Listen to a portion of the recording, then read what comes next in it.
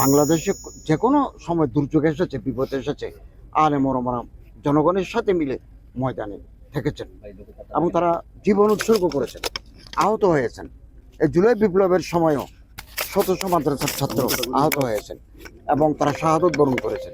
আগামী দিনেও আমাদের এই প্রিয় মাতৃভূমি বাংলাদেশকে গড়ে তোলার ক্ষেত্রে আলেম ওলামা মাশায়েখ যারা আছেন, ছাত্র শিক্ষক প্রত্যেকে নিজ নিজ অবস্থান থেকে দেশের জন্য, দেশের সেবার জন্য তারা নিজেরা তৈরি আছেন এবং যে কোনো ত্যাগ স্বীকার করতে তারা প্রস্তুত আছেন।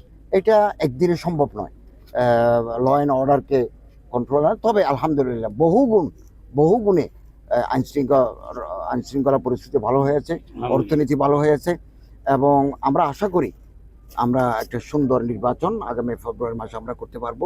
এভাবে আমাদের প্রস্তুতি চলছে।